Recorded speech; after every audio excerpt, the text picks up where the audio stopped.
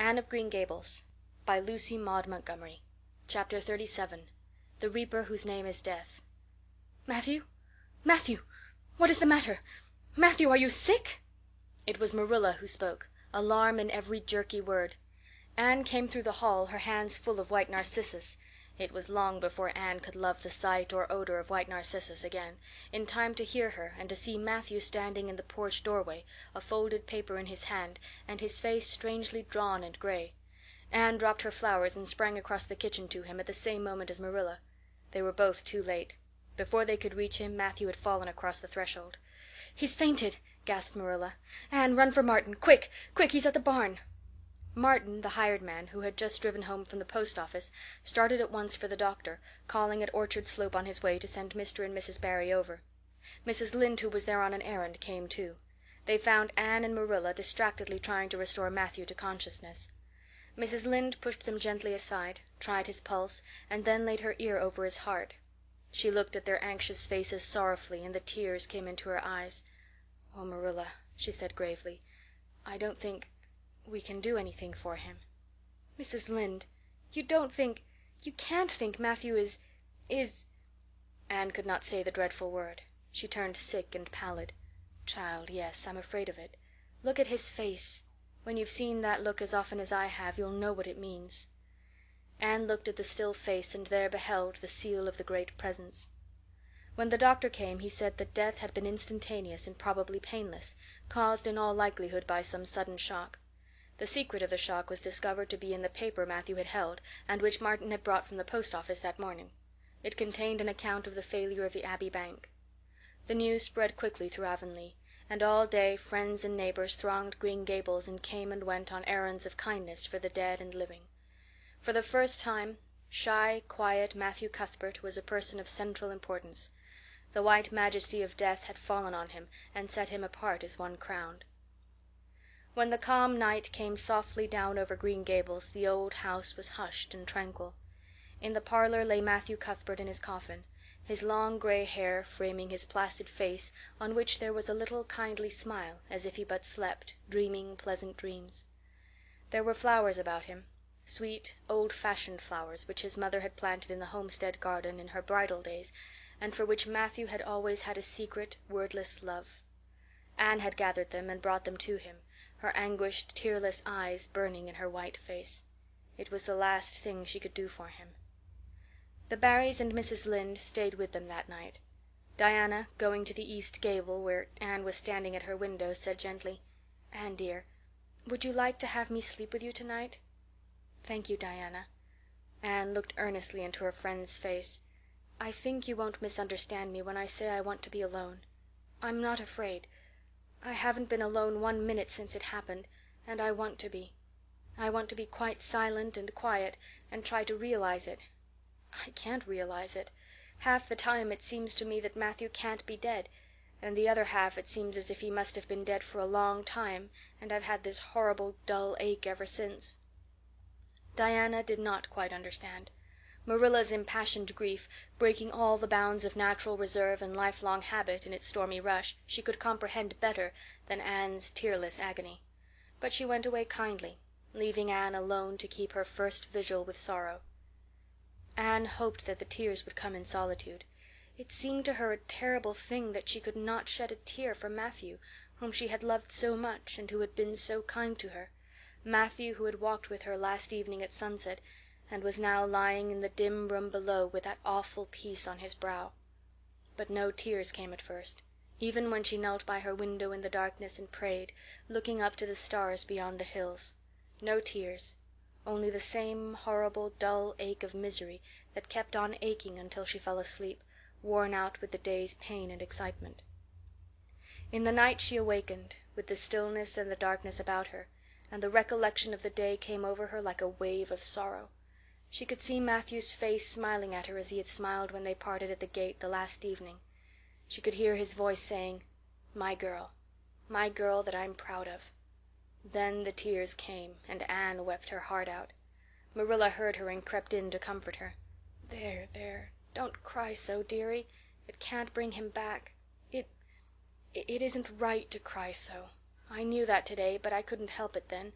He'd always been such a good, kind brother to me. But God knows best." "Oh, just let me cry, Marilla," sobbed Anne.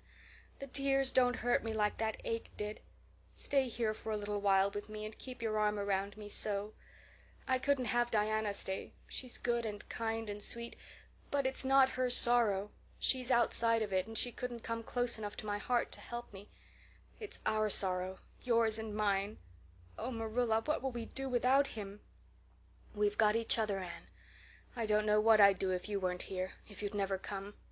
Oh, Anne, I know I've been kind of strict and harsh with you maybe, but you mustn't think I didn't love you as well as Matthew did for all that.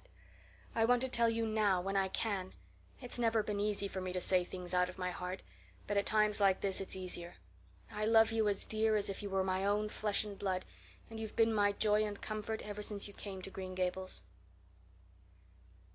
2 days afterwards they carried Matthew Cuthbert over his homestead threshold and away from the fields he had tilled and the orchards he had loved and the trees he had planted. And then Avonlea settled back to its usual placidity, and even at Green Gables affairs slipped into their old groove, and work was done and duties fulfilled with regularity as before, although always with the aching sense of loss in all familiar things. Anne, new to grief, thought it almost sad that it could be so, that they could go on in the old way without Matthew. She felt something like shame and remorse when she discovered that the sunrises behind the firs and the pale pink buds opening in the garden gave her the old inrush of gladness when she saw them, that Diana's visits were pleasant to her, and that Diana's merry words and ways moved her to laughter and smiles, that, in brief, the beautiful world of blossom and love and friendship had lost none of its power to please her fancy and thrill her heart, that life still called to her with many insistent voices. "It seems like disloyalty to Matthew somehow to find pleasure in these things now that he is gone," she said wistfully to Mrs. Allan one evening when they were together in the manse garden.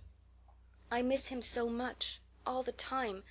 And yet, Mrs. Allan, the world and life seem very beautiful and interesting to me for all. Today Diana said something funny and I found myself laughing. I thought when it happened I could never laugh again, and it somehow seems as if I oughtn't to." "When Matthew was here he liked to hear you laugh, and he liked to know that you found pleasure in the pleasant things around you," said Mrs. Allan gently. "He is just away now, and he likes to know it just the same. I am sure we should not shut our hearts against the healing influences that nature offers us. But I can understand your feeling. I think we all experience the same thing. We resent the thought that anything can please us when someone we love is no longer here to share the pleasure with us, and we almost feel as if we were unfaithful to our sorrow when we find our interest in life returning to us." "I was down to the graveyard to plant a rose bush on Matthew's grave this afternoon," said Anne dreamily. "I took a slip of the little white Scotch rose bush his mother brought out from Scotland long ago. Matthew always liked those roses the best. They were so small and sweet on their thorny stems. It made me feel glad that I could plant it by his grave, as if I were doing something that must please him in taking it there to be near him. I hope he has roses like them in heaven. Perhaps the souls of all those little white roses that he has loved so many summers were all there to meet him. I must go home now. Marilla is all alone and she gets lonely at twilight." "She will be lonelier still, I fear, when you go away again to college," said Mrs. Allan. Anne did not reply. She said good night and went slowly back to Green Gables. Marilla was sitting on the front door steps, and Anne sat down beside her. The door was open behind them, held back by a big pink conch shell, with hints of sea sunsets in its smooth inner convolutions. Anne gathered some sprays of pale yellow honeysuckle and put them in her hair. She liked the delicious hint of fragrance, as some aerial benediction, above her every time she moved. "Dr. Spencer was here while you were away," Marilla said. "He says that the specialist will be in town tomorrow, and he insists that I must go in and have my eyes examined. I suppose I'd better go and have it over. I'll be more than thankful if the man can give me the right kind of glasses to suit my eyes. You won't mind staying here alone while I'm away, will you? Martin will have to drive me in, and there's ironing and baking to do." "I shall be all right. Diana will come over for company for me. I shall attend to the ironing and baking beautifully. You needn't fear that I'll starch the handkerchiefs or flavor the cake with liniment." Marilla laughed. "What a girl you were for making mistakes in them days, Anne. You were always getting into scrapes. I did used to think you were possessed. Do you mind the time you dyed your hair? Yes, indeed. I shall never forget it," smiled Anne, touching the heavy braid of hair that was wound about her shapely head. "I laugh a little now, sometimes, when I think what a worry my hair used to be to me, but I don't laugh much, because it was a very real trouble then. I did suffer terribly over my hair and my freckles. My freckles are really gone, and people are nice enough to tell me my hair is auburn now. All but Josie Pye. She informed me yesterday that she really thought it was redder than ever, or at least my black dress made it look redder, and she asked me if people who had red hair ever got used to having it. Marilla, I've almost decided to give up trying to like Josie Pye. I've made what I would once have called a heroic effort to like her, but Josie Pye won't be liked. Josie is a Pye," said Marilla sharply, "so she can't help being disagreeable. I suppose people of that kind serve some useful purpose in society, but I must say I don't know what it is, any more than I know the use of thistles. Is Josie going to teach?" "No, she is going back to Queen's next year. So are Moody Spurgeon and Charlie Sloane. Jane and Ruby are going to teach, and they have both got schools. Jane at Newbridge and Ruby at some place up west." "Gilbert Blythe is going to teach, too, isn't he?" "Yes," briefly. "What a nice-looking fellow he is," said Marilla absently. "I saw him in church last Sunday, and he seemed so tall and manly. He looks a lot like his father did at the same age. John Blythe was a nice boy. We used to be real good friends, he and I. People called him my beau." Anne looked up with swift interest. "Oh, Marilla! And what happened? Why didn't you—" "We had a quarrel. I wouldn't forgive him when he asked me to. I meant to after a while, but I was sulky and angry, and I wanted to punish him first. He never came back. The Blythes were all mighty independent. But I always felt rather sorry. I've always kind of wished I'd forgiven him when I had the chance." "So you've had a bit of romance in your life, too," said Anne softly. "Yes, I suppose you might call it that. You wouldn't think so to look at me, would you? But you never can tell about people from their outsides. Everybody has forgotten about me and John. I'd forgotten myself. But it all came back to me when I saw Gilbert last Sunday."